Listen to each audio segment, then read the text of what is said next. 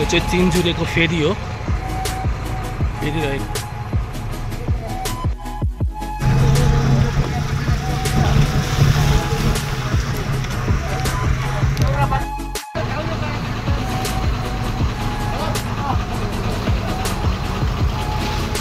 यो चाहिँ शङ्कर सभाको चौकी बजार मादी नगरपालिकामा पर्छ। यस्तो रहेको छ चौकी बजार। गाडीमा पम्प छैन। ल यो चाहिँ गुफा पोखरीतर्फ बढ्ने क्रममा देखिएको गुराँसको तल तिनजुरेतिर चाहिँ खासै गुराँसहरूको फुलेको स्थिति देखिएन। माथि चाहिँ एकदमै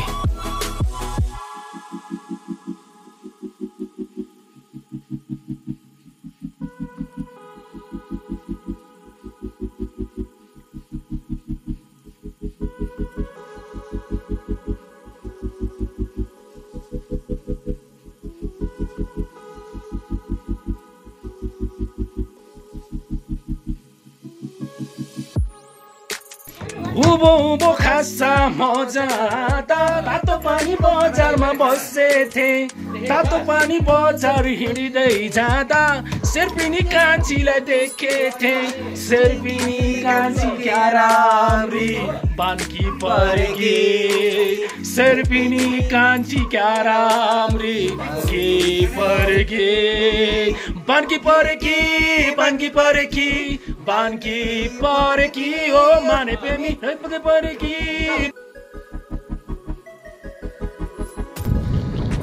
वाकमा छु मैले। चौरीहरू छुकिरहेछ भित्तामा आएको छ।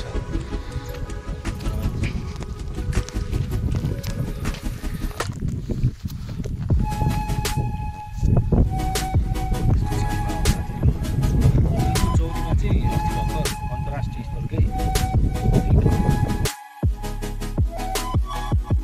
ताप्लेजुङको मेवा गाउँपालिकामा प्रवेश गरेसँगै अहिले फेरि हल्का मौसम खुलेको छ। यो मिल्के क्षेत्र नै हो। मिल्के क्षेत्रमा पर्छ। यहाँनिर चाहिँ एकदमै गुराँसहरू फुलेको छ। तल तिनजुरीमा चाहिँ खासै गुराँसहरू यसपालि फुलेको छैन यो वर्ष। वैशाखको अन्तिम वा जेठतिर मात्रै फुल्ने जस्तो देखिन्छ यसपालि। धेरै राम्रो छ यतातिरको ठाउँ। गुराँस छ। यहाँनिर झाउ पोखरी भन्ने पनि छ। सबै गुराँस। तल पोखरी रहेछ झाउ पोखरी भन्ने। अब यहाँ हेर्नुहोस् सबै गुराँस छ। यो एरियामा चाहिँ मिल्के क्षेत्रमा चाहिँ गुराँस फुलिसकेको छ है। तल अब यो झाउ पोखरी छ। तल देखिन्छ पर ताप्लेजुङको मिल्के क्षेत्र। यो चाहिँ टुटे देउरालीबाट लगभग 27-28 किलोमिटर उत्तरमा पर्छ। यति रमाइलो मनमोहक तरिकाले फुलेको छ गुराँस। Wow just amazing. Just an amazing भन्नुपर्छ यसलाई। यति राम्रो छ गुराँस फुलेको। बाटो पनि यति राम्रो छ। पद्माको लागि धेरै राम्रो बाटो छ। बाइकहरू यो क्षेत्रमा यस्ता संरचनाहरू बनेको छ मिल्के क्षेत्रमा। यो प्रकृतिको अनुसन्धानको लागि एकदमै महत्त्वपूर्ण पर्यटकीय सम्भावना बोकेको एउटा धेरै सुन्दर क्षेत्र हो ताप्लेजुङको डिभिजन वन कार्यालयले यहाँनिर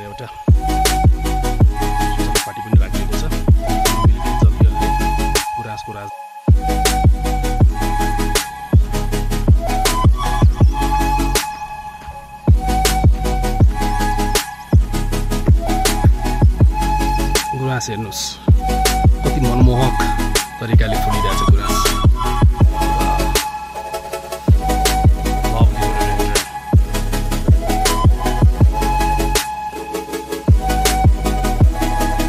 गुराँसको सानो बोट पनि रहेछ यहाँनिर।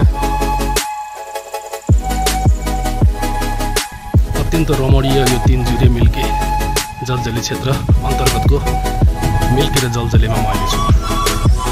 यो भिडियोग्राफी गर्ने मलाई सौभाग्य जुटिरहेछ आज। यति रमणीय ठाउँ छ। यहाँ चौरीहरू यहाँ साङ्गीतिक आवाजमा चलिरहेछन्। उतापट्टि सूर्योदय हुँदैछ ताप्लेजुङतिरबाट। ताप्लेजुङको पूर्वी भागबाट सूर्यको किरण लाली आउँदैछ। गुराँस, यो गुराँसको बोट हेर्नुहोस् कति चप्प फुलेको छ। यतापट्टि मेवा गाउँपालिकाले कति राम्रो पार्क बनाइदिएको छ। यता पर कति राम्रो पार्क बनाइदिएको छ। यहाँ होमस्टेकहरूको लागि घरहरू पनि छन्। यस्तो खालको घरहरू भेटिन्छ, टी हाउसहरू।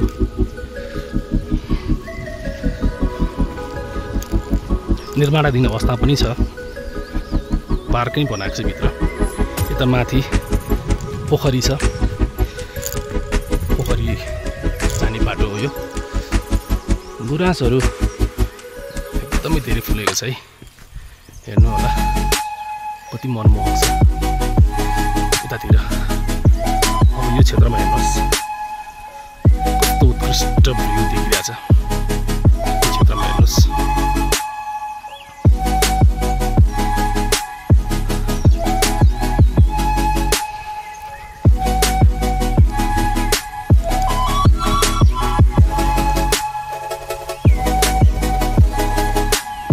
अब चाहिँ 15-20 मिनट हिँडेपछि यो सिँढीबाट झरेपछि यो पोखरी पनि आइपुगेको छ।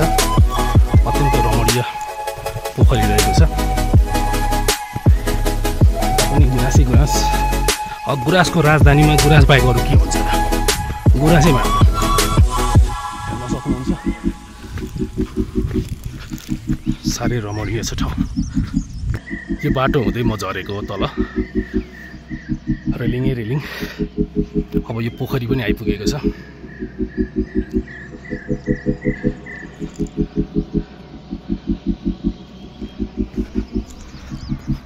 म यसको वरिपरिको दृश्य कैद गर्ने प्रयास गर्दैछु। अहिले फिलहाल चाहिँ पोखरीको पानी केही सुकिएको अनुभूति भइरहेछ।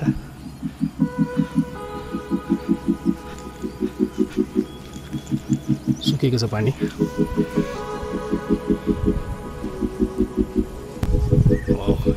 यति राम्रो ठाउँ छ। पोखरीको दृश्य अवलोकनको लागि यहाँनिर बस्ने मेचहरू पनि व्यवस्था गरिएको रहेछ। झ्याउ पोखरी संरक्षण कार्यक्रम अन्तर्गत यो क्षेत्र रहेछ। 7 मिटर गहिरो रहेछ यो पोखरी र 4140 वर्ग मिटर यसको क्षेत्रफल रहेछ। पहिरे पोखरी, जोर पोखरी, काली पोखरी, मिल्के डाँडा, मेनछ्याम डाँडा, रमिते डाँडा, पहिरे आदि स्थानहरू यहाँबाट घुम्न सकिन्छ। मुनाल, डाँफे, काँडे भ्याकुर, चिलिमे विभिन्न किसिमका रङ्गी बिरङ्गी चराचुरुङ्गीहरू दृश्य अवलोकन यहाँ गर्न सकिन्छ। चिराइको, चाप, चिप्ले कटुस, विभिन्न प्रजातिका लाली गुराँसहरू यहाँ भेट्न सकिन्छ। मृग, घोरल, थार, रेलपाण्डा, निगाले, बाघ यिनीहरूले पनि यो क्षेत्रको विविधतालाई एकदमै बनाएको हामी देख्न सक्छौँ।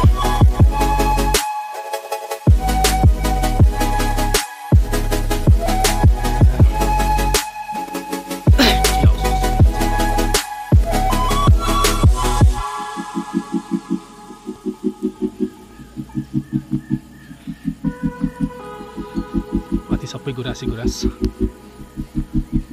माथि सबै गुराँस।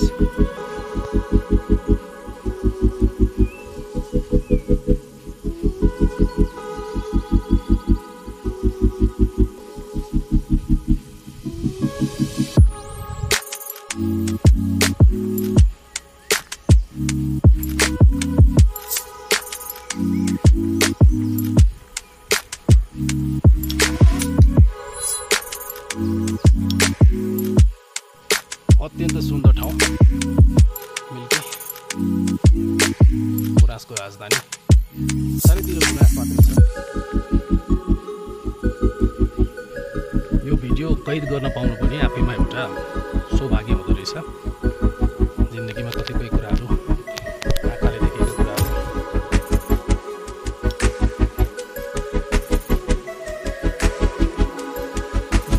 भिडियोमा भएको चराहरूको रियल आवाज मिल्के क्षेत्रमा सुन्नुहोस् है।